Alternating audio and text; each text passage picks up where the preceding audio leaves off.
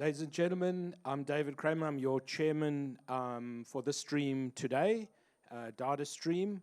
I'm from R50, and it's a pleasure to be here to welcome you to another excellent presentation.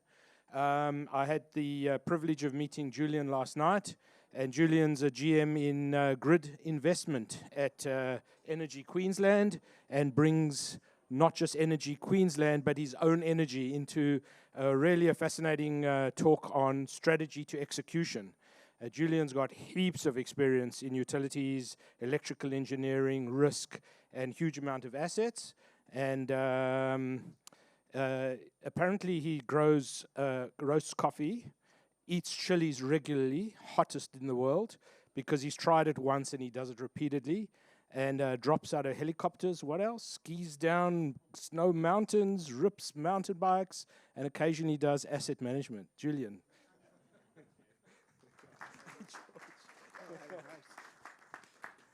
right, morning everyone. I'm just going to preface it by saying there's no slides bar one in this pack that have been generated with AI. It's all my own work. You can, whether that's good or bad, I'll leave you to decide.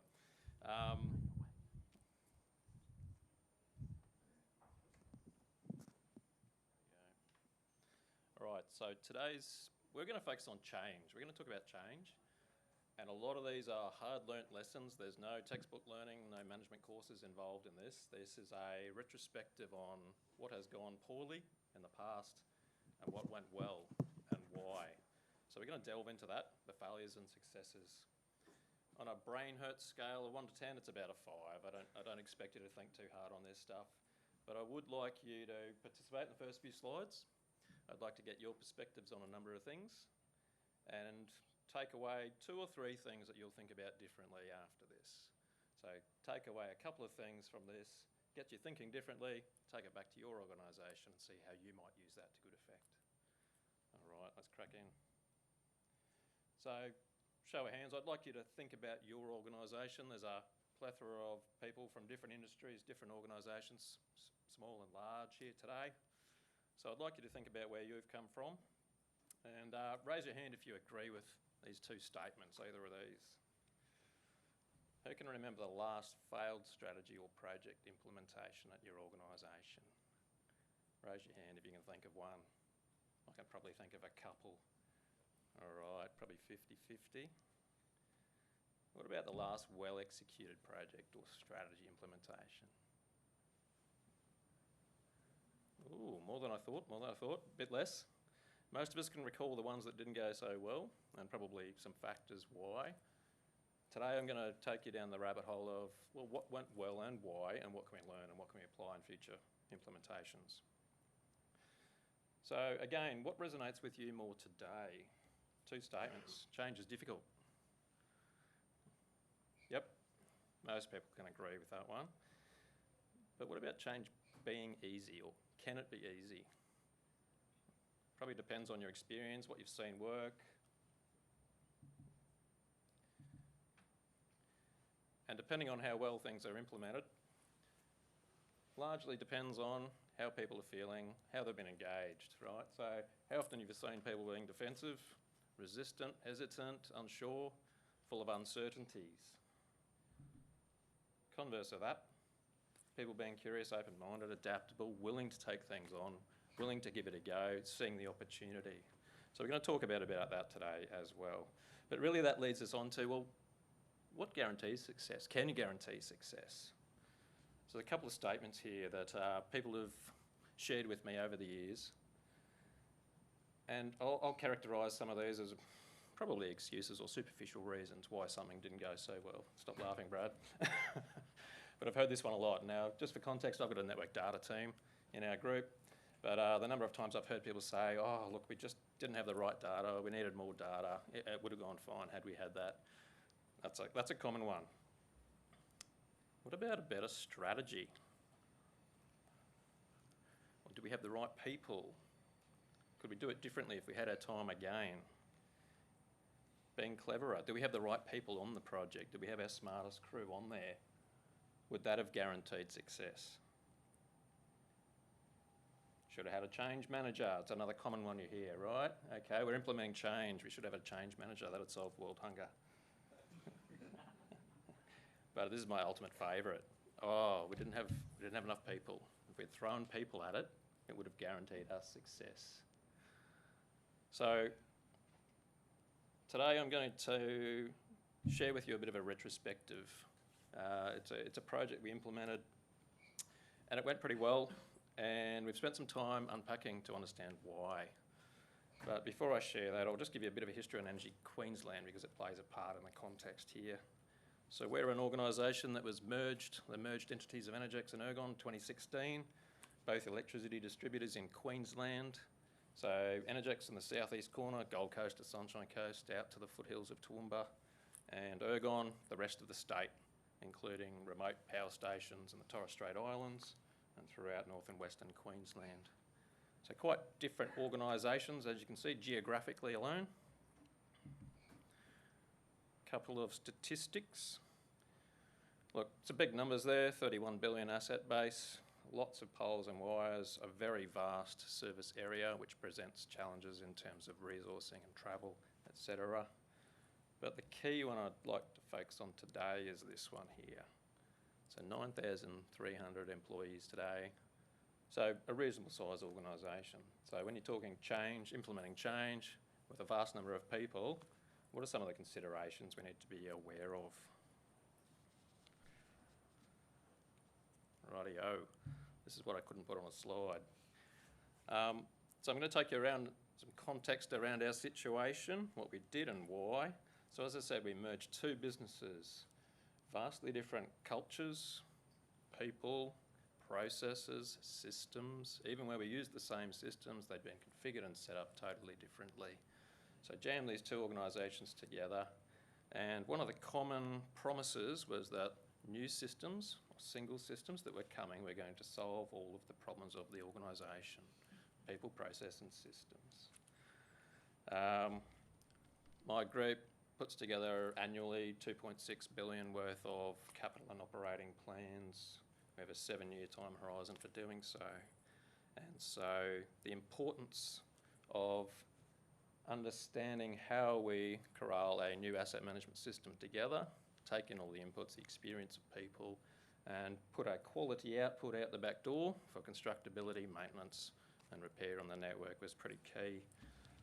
Some of the key focuses, we're looking at ensuring all the risks are managed in the same way. Highest risks managed first. We needed to do a better job at resource planning, governance, investment planning, etc. One of the key tools we were using at the time was Microsoft Excel for doing this, which became quite challenging. Sort of annually, we're dealing with about 700 medium to large size projects, several tens of thousands programs at a high volume, replacement of asset type things, inspection and maintenance activities. So it became quite unwieldy, dealing with emails flying back and forward, people being used to stopgap things going wrong. So basically had to convince our executive that we were going to implement a new system to aid our business doing something a little differently going forward. At the time, there were many projects around us that were not going well. Failures to start, bogged down in scoping, design, timeframes, and so this was quite the challenge to convince executives at the time that we needed to look at a system to implement for better asset management. Finally got the agreement. One of the stipulations though was it had to be a lean and mean implementation, and what I mean by that is we weren't able to leverage the big project teams that had been set up for IT system implementations over here. In fact, we had to do it with our day job, with a team of 4 people, and I had no background in IT. I had no background in dealing with software vendors and IT contracts, so we learnt pretty rapidly. So I'm going to show you a bit about what we did and why, what are the considerations we took on board at the time. Some of these were good luck, some of these were very deliberate and opposite to what we'd seen go really poorly, and others in retrospect, you know, we probably knew more than we thought. So here was the goal. We wanted to replace our existing tools, plethora, with a modern product, really to assist us in risk management. Investment planning and portfolio governance. Sounds pretty simple. I'm not going to tell you what the tool was. It doesn't really matter for the purposes of today. But we're going to talk about a little bit of what was certain, what was uncertain at the time. There's a nice little radar diagram. So we wanted to take existing capability and stretch it. So I like things being pretty simple. So I talk about it in terms of people, processes and systems.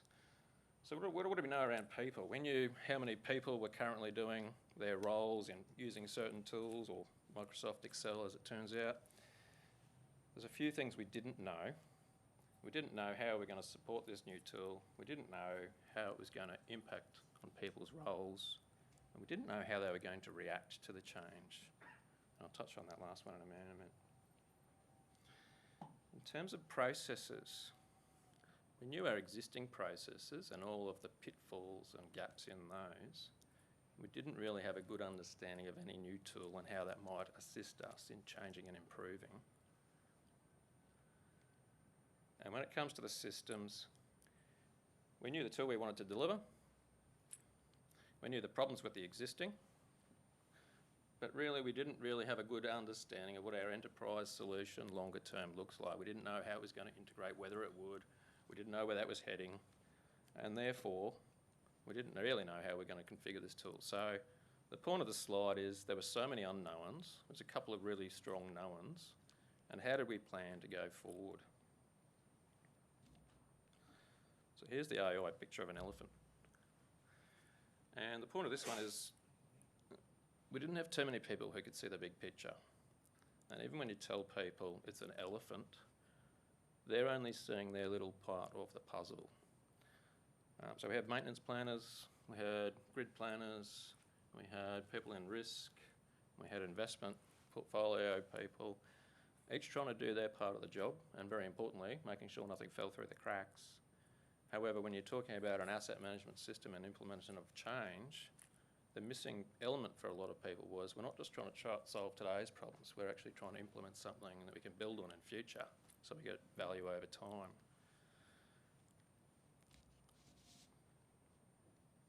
All right, let's get into the change and uncertainty element. Found a couple of great quotes that really resonated when we looked at this. Mike Tyson's probably my favourite. Everyone has a great plan until you get punched in the mouth. Yep. The second one's probably a similar adaptation, right? It's a military context, no plan survives first contact. Here's one from Matt Watkinson, who's an author on change and uncertainty. How little consideration do we give that we don't know everything? And we might not be the smartest people in the room.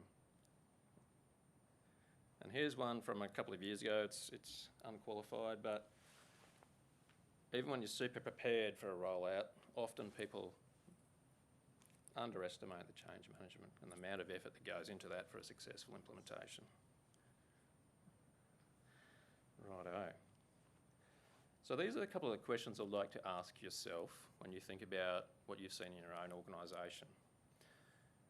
What stops you from getting that minimum viable product outcome? And is that the right language that you use in your organisation? Or is it around deliver the scope, implement that change? A lot of people are now starting to talk about minimum viable product, particularly in an IT setting. But here's another. What are the least regret decisions? What are the decisions that you can make today you've absolutely got no regret on? It's not meaning you're answering all your questions, but what are the ones you can make now that move you forward? And here's one we'll touch on in a bit. Can you defer any decisions? With a range of uncertainties on that other slide, which of those can you defer? Which can you kick down the road? Which are not going to impact you overly if you make that decision down the track once you've got additional certainty? But how do people feel when you tell them that? Oh no, we're not going to decide who supports this tool now. We're going to work that out in 2 years' time. Looks of horror. Or, if for anyone who's seen the movie The Big Short, you put all those uncertainties in one big container and you just, hey, it's certain, it's a sure thing, guys. It's probably not what I'd advocate for. But here's what we did. We chose to engage and communicate very openly and honestly about the things that we did not know, the uncertainties that were present. People were calling them out, and we sat with them and said, yep, you're right, We haven't got a decision on that. We probably won't for some time. Can you live with that until we get down the road, get some experience, work out what we want to do? Rightio. So when it came to implementing something and measuring success, people often talk about time, cost and quality. Now that's a project construct, delivering a project, very important. But here are the couple that we landed on. So these were our measures of success. Get the basic stuff right first. Really, really basic stuff. I'm a simple sort of person at the end of the day. I just want to make sure people have got the tools that they need to do their job. Sort of goes hand in hand with the second one. Get some quick wins, implement, derive some value, build on it, and implement further and mature. We're always learning something new as we implement, so why not capture that and build on it over time? Third one was absolutely critical. I'd been around long enough in the organisation to see where change rollouts had gone down a path of changing the way people do things, making it too complex, not getting people's buy-in on up the front end, and as a result, one of the key things I wanted to do was ensure that whatever we implemented was going to be a step forward for people in ease of use. Get people to use it the right way, make it easy for them to use. And the fourth one came out of some discussions. We wanted to give people something that they could use today to do their job the way they do it today. And I'll tell you why in a moment. But also provide them alternatives, what I would call improvements, so that they can adopt them when they're ready. And engagement pathways. How are you going to connect with the project team? How are you going to find out more? How are we going to engage with you, communicate with you over time as we implement this thing?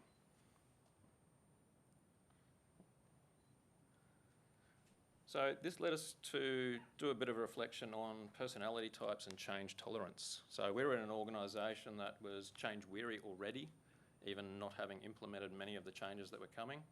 It was the empty promises, if you like, of all this change was coming, it was going to solve their problems, and yet they're not seeing it transpire into action on the ground. So people were a little wary when we started talking about implementing a new project. So what do we do here? You might be familiar with Myers-Briggs, but many people probably use a team management wheel or team management system. And this is really about how do you like to work? What is your work preference in terms of personality type? So you can see around the world there's a couple of different sectors there. Some people are a mixture of couple, some people are quite dominant in one area in particular. And the area I'm going to circle down the bottom, in an engineering heavy organisation, you do tend to find a number of people down in that controller inspector into the detail, as well as upholder maintainer. So one of my key considerations in implementation was ensuring that we didn't break things when we implemented for the people doing the critical asset management, asset maintenance roles, because they were the ones stopgapping everything and making sure everything kept running.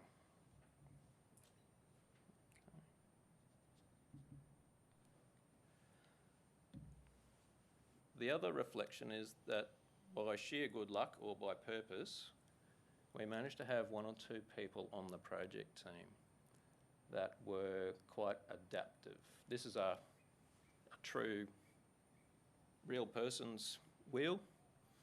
And as you can see, as I talked about before, normally people are typically pretty dominant in one area or a couple of areas. As you can see, most of the percentages on this person's wheel are fairly close together, which means they're able to adapt to the given situation scenario and shift and link people together.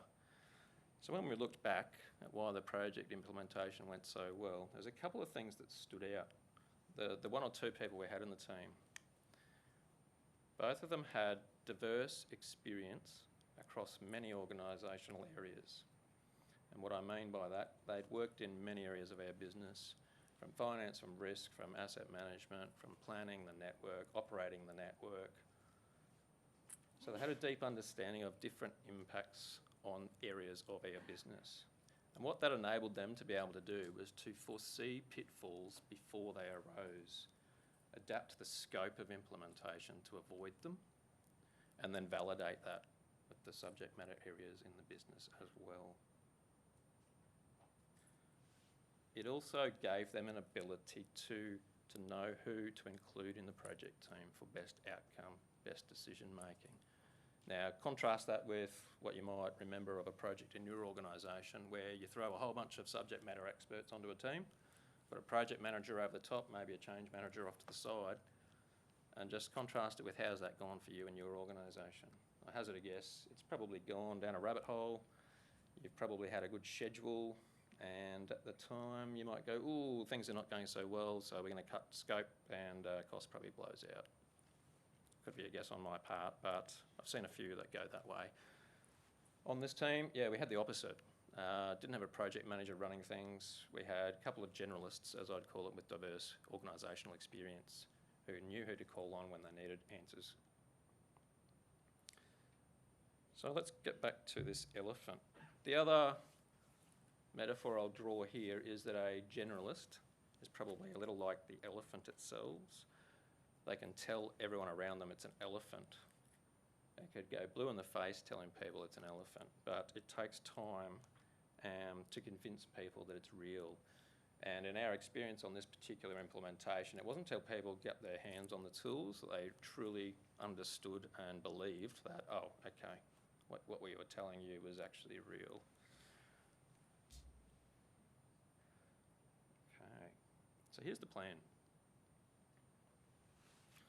We started in about June 2020, signed a contract in the end of January from memory, and by June we're live.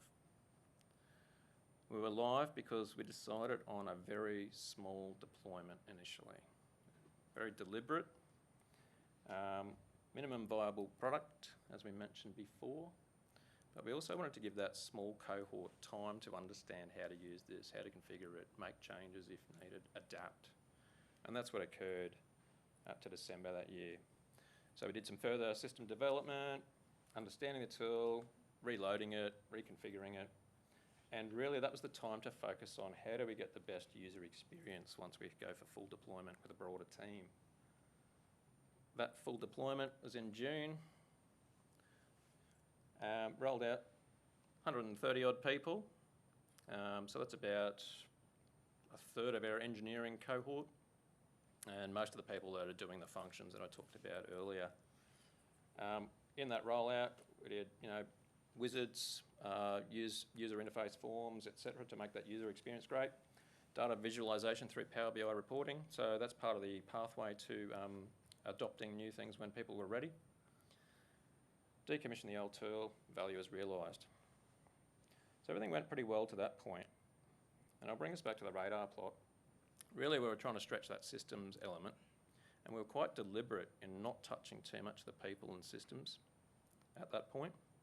So the goal was ease of use, minimum change impact on the people around the business, do what you do now, just in a new tool. So that simplified the rollout to an extent. But here are some of the other considerations that we went through to get to that point. One of the SCARF models, you might have heard of this one. It's an acronym for status, certainty, autonomy, relatedness, and fairness. And there are a couple in here that we were really honing in on at the time. Certainty, as I mentioned before, there's so much uncertainty in our organisation at the time. People were seeking certainty around, well, what's happening, when, how's it going to impact me and my job? I don't want to do it unless you can tell me that. So we honed in on that. And the other one was autonomy. We had a lot of people with vast experience from their individual organisations. We didn't want to lose that capability because, as I said, they were the ones band-aiding things together until we got to a better space. So these were two we really focused on in the change management deployment element with our change manager.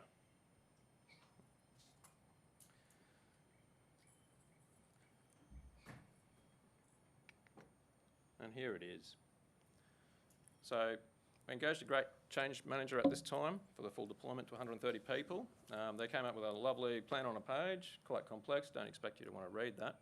The point being, they mapped out every single change impact for each of the teams, put it on a page, how we're going to communicate with you, when we're going to engage, when things go live, when things disappear, how you're going to engage with the team going forward, continuous improvement, what are we going to do about it once it's live?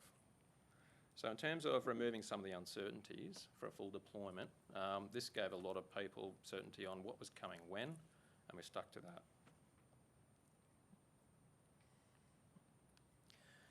So that was a couple of years ago. As I said, it went pretty well. We've done a bit of navel gazing to understand what went well, why, etc. But then we've fast forwarded a couple more years and things haven't been as smooth, I'll admit.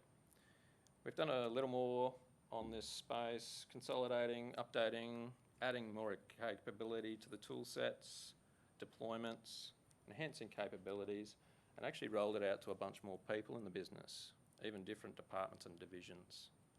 Once they saw the benefits we were getting, they jumped on board and thought about using it for their own purposes as well. But this is where it got trickier because we were looking to stretch the people element. So giving people time to work out how they might use this to greater effect, what's in it for them, how they might change the way they do things today to derive better outcomes for themselves. A lot of our people up to this point had been spending a lot of time generating the information for decisions rather than providing insights for decision making. So the important point of this was providing people the time and space to work out what's in it for them, how they might adapt, what can they use it for to leverage. And then fast forward to this month, sorry. Look, it's been building out that piece around people, and now the teams are at a point where they're looking for ways to automate what they have been doing so that they've got that time and space to spend on deriving insights for management decision making. You'll notice I haven't talked about process yet. So I've got a couple of takeaways. Really what challenged us was being able to define our relationship with uncertainty. We're quite deliberate in calling out what was uncertain, what was certain in our implementation. But the interesting thing is when you look back on it, how does it affect your decision making? Do you have enough to move forward? How are you going to deal with those uncertainties as you progress? That was the really difficult one to answer for us. Can't go wrong when you've got that customer experience up front and centre. That's one thing I'd like to emphasise that worked really well for us. If you put yourselves in the shoes of the people you're trying to bring along on the journey, much easier to understand what's going to work well and what's not. Third one, this has been the cause of so many failures that I've observed throughout my time in the industry. Locking in on timing. So timing, time, cost, and quality. If you lock yourself in on timing, you've only got two swing buses that change, right? Cost and quality. Typically costs go up, scope goes down or is removed. So my advice, implementing any change, project, strategy in your organisation, don't lock yourself in on time because there are things you will learn along the way that might require you to pivot and change your implementation plans. Fourth, be curious, adaptive and share information willingly. Project teams are pretty notorious at times, in my experience, for hoarding information or putting your subject matter experts onto the project and then communicating out what they think people need to know. It's a very different situation when you're saying, rightio, oh, that's interesting, we learnt something we didn't know before, oh, we need to change the plan, we need to adapt the scope, we need to implement in a different way. Fifth one, we talked about the elephants before. But my advice is surround yourself with the right people to get done what you need to implement. My suggestion, always try and find a generalist in your organisation. I looked around ours recently. It was very difficult to identify some people in our org that had a diverse range of experience at such a level that they can talk with authority in a number of different streams or areas. Probably unsurprising in such a large organisation, because that does actually incentivise people to be subject matter experts a lot of the time. And we were very deliberate leaving process change to the end, almost to a fault. A number of people in my teams don't deal well with uncertainty on processes. A number of people really can't cope. If a process isn't written down, they don't deal well with the uncertainty. I took a slightly different approach, and fortunately, most of the people in my immediate team were pretty adaptive to this. Let's do it. work out how to do it. Let's do it again, and it's repeatable. Then we'll write it down. Because that really enabled us to learn how to do something well for the first time. This might differ for your situation, right? But we're now at the point where we're really looking at processes, and Sean's previous presentation on ISO 55000 really resonated. We've just been through certification on that past, which was surprising but great, and really that's down to some of the process work we're really in the midst of now. And the last point I'd like to leave you with, embrace the uncertainty that's inherent in your situation and your organisation. Just call it out, tell people you don't know, and you'll find out together. In doing that, you really have to be deliberate about communicating that with people, but also telling them how you're going to work through that together. So I'd just like to leave you with those little takeaways, and hopefully there's 2 or 3 things in that preso today that you take away and go, there I am. I'm going to think about that slightly differently next time we implement a change in our org. Thanks, Tim.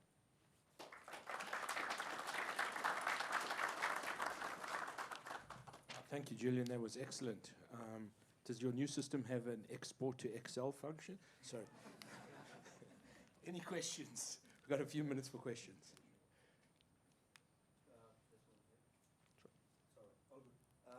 How did you deal with the people who were not open or adaptive? Good question. How did we deal with the people who weren't open or adaptive? We sought out people in their teams that were and worked with them. And once we had that critical mass of excitement and enthusiasm, the naysayers were basically on board by that point in time. We also ensured that people like that were pretty key to the continuous improvement forums that we ran. So we had quarterly continuous improvement forums where they could air their issues, put them on an improvements register. So effectively, you're parroting back, you're hearing what they're saying and committing to actually doing something about that over time. And interestingly, a lot of those things that did come up were solved by themselves in their own teams. So we had planning teams, for example, raising issues, but then often finding ways around that, or finding it wasn't such an issue after all once they got into it.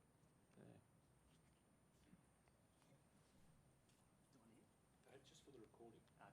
Okay. Just a question regarding interface with the IT teams on site. Oh, yeah. How did you go about, I guess, working closely with them? Because considering that's a multi-year project in terms of what was done, how did you actually work with them throughout that whole time horizon? Can I be cheeky and say we tried not to?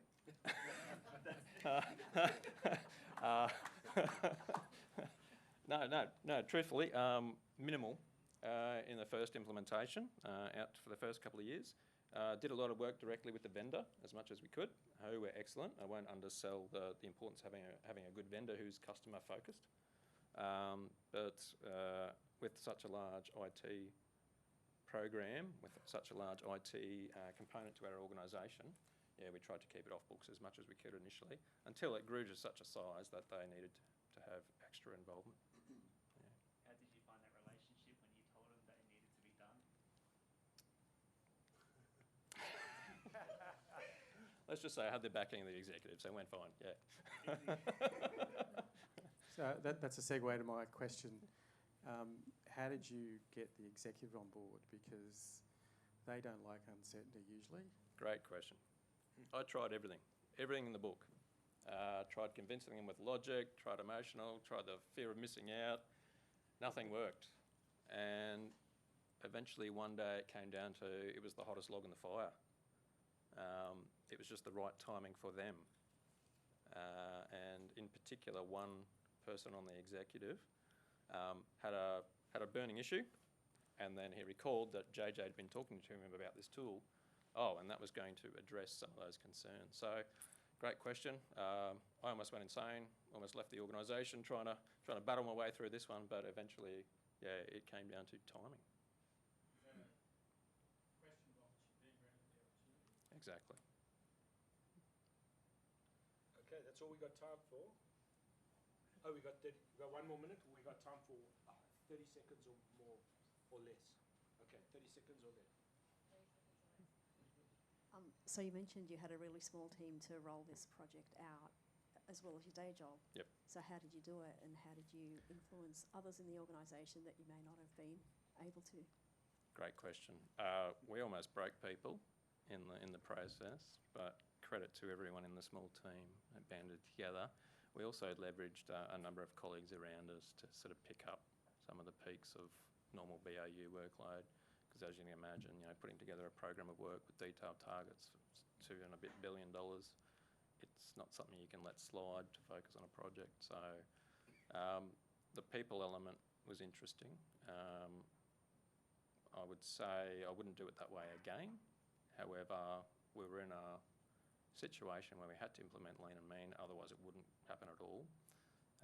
So yeah, my advice is get the right people on the ground from day one and don't underestimate the amount of effort it's going to take. Amazing, thank you. This is the moment you go to your feedback on the app and give some brilliant feedback to what was an excellent presentation, and catch up with Julian at Southern Port's Knowledge Corner at lunchtime. Thank you very much. Thank you. Round of applause.